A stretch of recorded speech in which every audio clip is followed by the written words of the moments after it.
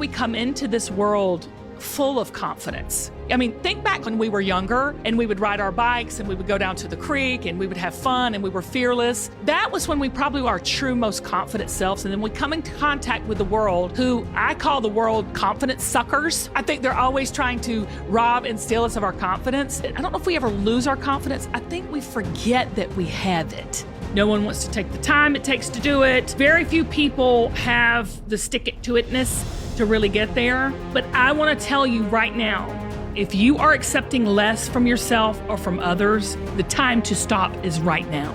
In today's world, it's full of experts, and a lot of them have minimal experience. The one piece of advice I give to young entrepreneurs and young people trying to be successful is be excellent at what you do. And that takes work. Cultivate what you do. Take your talents and get so good at them that people notice. That's the number one thing I would say to get started in anything to become successful, whether it be in business and athletics, whatever your thing is. Cultivate your gifts and talents and work at it day in and day out. Get that experience so that you truly can be that expert. We live in such a hustle culture, wouldn't you say? Yep. That everything's like, we're scrapping and we're just trying and, but honestly, I think when you're walking out God's will for your life, it's not easy, but it's effortless. And I think it has to be something bigger than you for it to be worth it to keep going. People say fear and faith cannot coexist. I don't agree with that. I'm not a psychologist, I'm not a counselor, but I just know from my life lived experience, which has been pretty major. I've had a lot of life experience. I've had a lot of tragedy. I've had a lot of PTSD, trauma. I've had a lot of rejection. I've had a lot of verbal abuse. I've had a lot of people say I can't. I've had a lot of people do everything, but I chose to believe in God that I could. I'm not sitting here promising you a bed of roses, but what you've done tonight is you have taken a step and you have faced that fear, and now you've made fear your frenemy. Now the fear doesn't scare you. Now the fear can ignite you.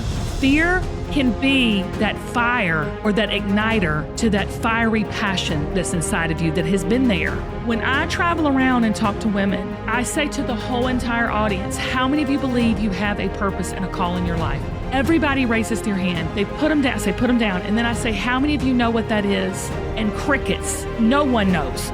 We've got to change that mindset so that you're looking at life different, But the thing is, you're beating yourself up in your mind. And that ain't nothing but the enemy. He is trying to get you off of your course. You have a big call in your life. I know you're content, and contentment means you're happy. And you have a little bit of satisfaction because you have everything you need. That's what contentment means. It means happiness and satisfaction, often because you have everything you need. But listen to this. You want to be satisfied. And how you get satisfied, and let me tell you what satisfaction means. It means the fulfillment of one's wishes, expectations, needs, or the pleasure derived from this. You want the pleasure, the satisfaction of living out what you have been called to be. Don't believe everything you think about yourself. I'm talking about the self-loathing, hateful things that we say to ourselves that are simply untruths. If you believe everything you think about yourself, and it's the self-hate and self-loathing, you will automatically believe and be offended and be hurt by what others say about you. It don't matter what other people say about you. You won't believe it. It's compounded criticism that starts internally and then is verified and validated by others. You won't believe the outside haters, baby, if you don't hate on you first. Expect more from yourself.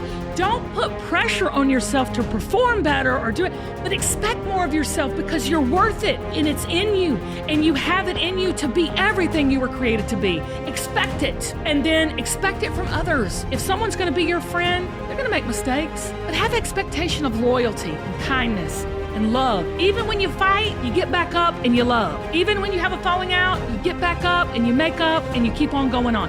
There's no comparison, y'all. There's no competition. It's just obstacles.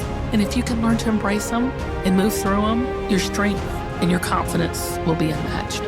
You are so important. You're far more important than you even know. And what you have to bring matters. So it's worth fighting for. It's worth facing these obstacles, but lean into it. Obstacles will not be removed. They will be used. Obstacles are inevitable. You got to look at it differently. You are stronger than you know. The world is not coming to an end. The hope is in you. Hope is how you look at things. Hope are things that you cannot see. Faith is things that you cannot see. There are things out there you cannot see that is coming for you in your future that are amazing. In you is success. Every ounce of who you are is phenomenal.